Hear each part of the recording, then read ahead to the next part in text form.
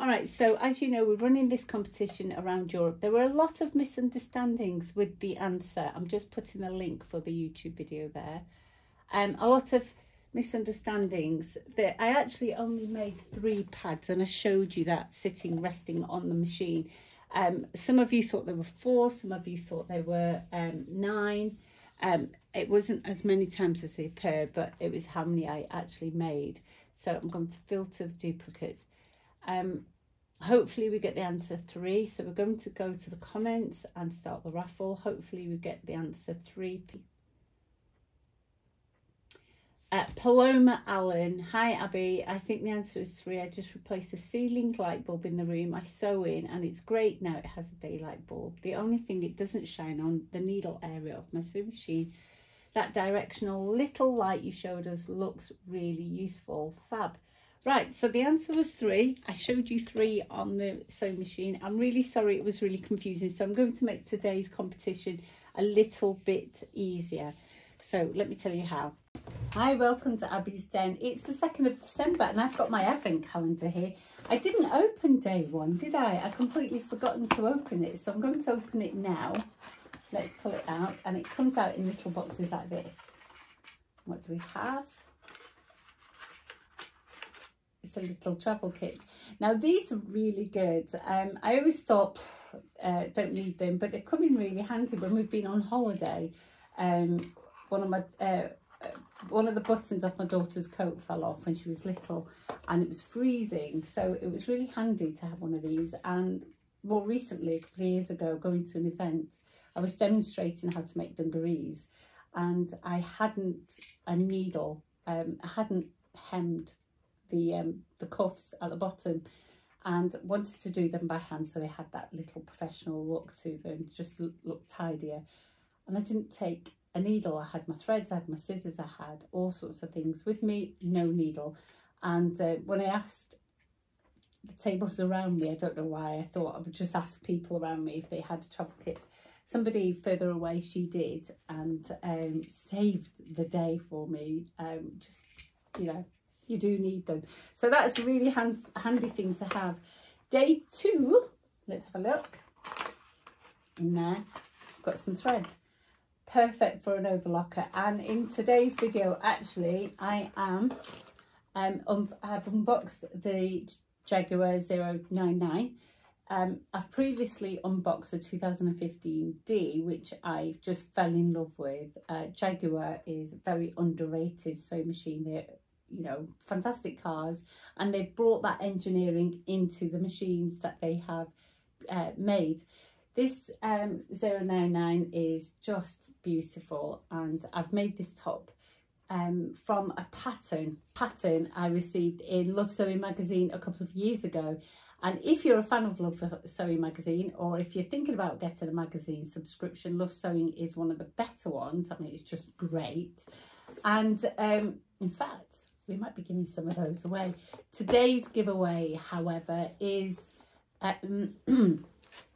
this rotating mat that you saw in yesterday's video. How it works is there's a sort of a pivot that sits on the lower mat, and there's a matching side to it on the top, and you just sort of sit them on top of each other, and the top part can rotate. And you saw when I was cutting the circle, it was much easier for me to rotate this so that I didn't have to sort of contort my arm to cut.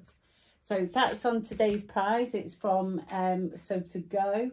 You just need to be in the UK. So this is only for the UKs. Don't worry about the US people and around the world. I do have some prizes for you that you are going to love. So just stay with me. I have got some prizes to be confirmed and coming.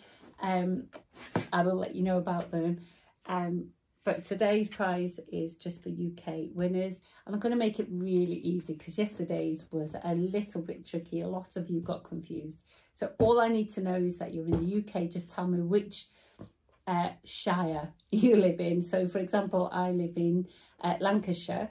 So Greater Manchester, I'm not sure. It used to be Lancashire, Greater Manchester. People like to think we're in Cheshire. We're not in Cheshire.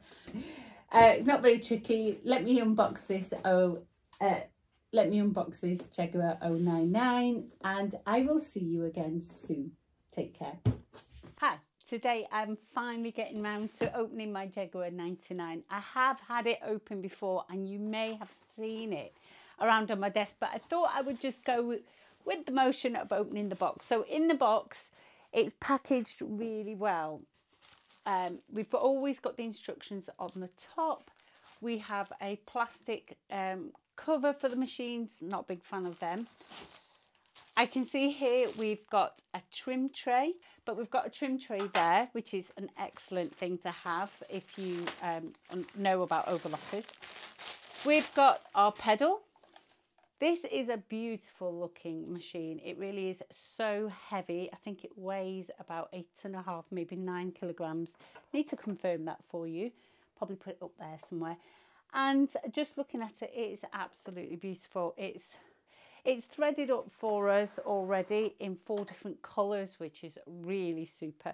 And there's lots of thread on there. It doesn't tell us in the instructions how much thread there is. There's a lovely handle here. It's nice and deep because I've got long fingers. Right, so make sure you check your boxes carefully. So the best thing I love about this machine is how easy it is. Open this door. You've got all your gadgets that you need handy there. A screwdriver, your brush, your needles, 2 thread adapter and your rolled hem finger. Now you get 2 rolled hem fingers in this machine. One's already in there and one's sitting in the back, sitting in the sponge here. If I pull this lever back, I get the full of the lower loopers exposed. 2 things happen here to see the whole of the loopers, so it makes it so easy to thread up. You can see any mistakes you've made, so that if you're sewing, there are any problems, they're exposed. The downside to this is you don't have a free arm. That just doesn't exist. So there's no way of getting cuffs. So that's a huge downer on this machine. The thing, you get to take measure and you've got a place to store your needles. These dials that come outwards, they're not always the easiest for people to thread up. You don't always manage to get them. You saw on the Janome that Jasmine threaded up. We had trouble when she did the tie-through method of threading up the machine. The threads were a bit loose, and the reason they were loose were because they weren't getting into these dials fully. These dials are much easier to use, and you're better at getting the threads in there, so just be careful with. Another beautiful thing I love about this machine, I'm just going to show you all the best bits, because truly this is an amazing machine. I know we've sacrificed our free arm for all of these features, but I really do think it balances itself out easily. We've got a thread cutting system here, so when your chain comes round, you just lift that up and you can cut your thread. So you've not got to pull upwards, which is you know, when you're doing delicate fabrics and you pull it up, sometimes I catch the thread. So I've got to make sure you get in the habit of making sure you're being very careful. But this, you know, you just pull your fabric out and you can cut the chain easily. Here's another good feature on the machine, the seam guide. I'm looking forward to using this. It was really good on the 2015. If you're doing a circular seam, if you're doing curves, this is really good to make sure that you get a good guide. Be working. When you have the machine fully open like that, you need to be careful. They've put a caution sign here, and that's why I've not plugged it in yet. The whole of the mechanism will work. There's no, you know, on the necking machine, for example, as soon as you open it, and the Singer have it as well, as soon as you open it, there's a little switch there, which if it's not pressed by this door, when it's closed, the machine deactivates. So it's a safety harness really to protect your fingers from chopping them off. So before I plug it in to listen to it and play with it, why don't we have a look at the accessories? So the accessories come with this zip bag, and you know I like to make my zip bags with my machines, and I don't need to this time. Okay, let's have a look, closer look. So if I close this door, we can see that we get some sewing machine oil in a tube. The spool caps are quite neat. Look at these. So these sit on the spindles at the back, and you can place your cone in there, and they don't move around too much. So they're cone supports really. You've got some nets here. These are great for slippery threads. So if you're using nylon, woolly nylon especially, or any silks in the machine, which you might do if you're using chiffons, any silk fabrics that you want to overlock, you're going to have slippery threads in your machine. So that's really handy to have some nets in there. And I like these nets actually because they're quite soft. Some nets are quite firm and quite big, and they are quite loose. So they don't put too much tension on your thread. You don't want tension on your thread. I know people misunderstand and think that they're to help tension, but they're not. They're really just to stop them slipping down. You've got an extra wing, a wingtip screwdriver there, a nice pair of tweezers in an unnecessary bag, quite pointy ones as well, which are good. A spare blade. Now that could have come in a bag, that would have been useful, so it's not getting damaged by your spanner.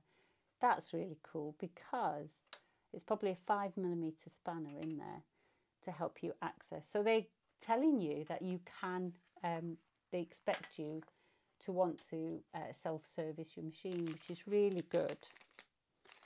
What I'm going to do is I'm going to take this out, and this is your needle threader. And here's the cover. Now it's in a recyclable bag. So you can recycle these bags. Apparently only 5% of plastic gets recycled. There we go. And that gives us a nice shape.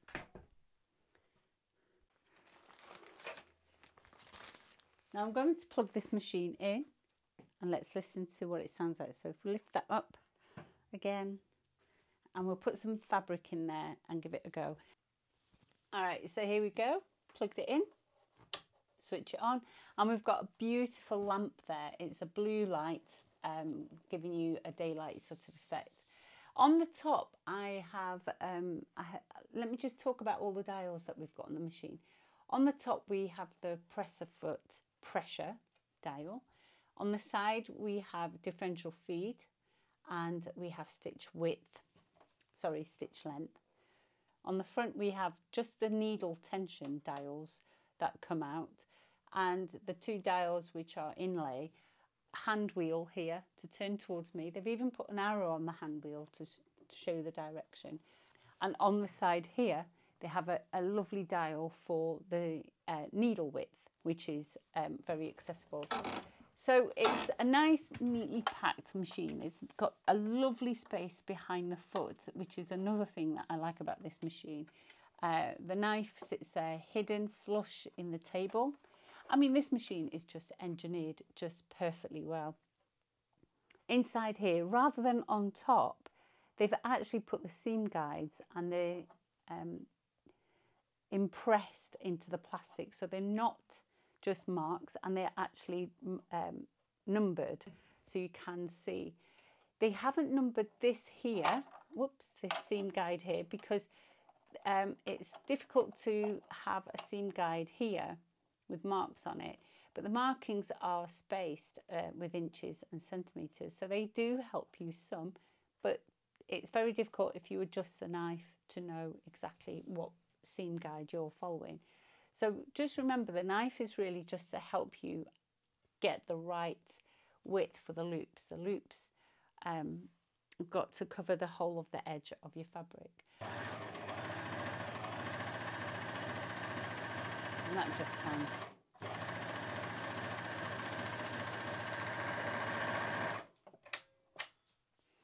that just sounds like a beautiful machine. I'm making something that's a sort of a red wine colour, so I'm going to change the threads. Now the secret to sewing stretch fabrics is not really a secret. It's to just not stretch your fabric. So do everything you can to keep the fabric as relaxed as possible.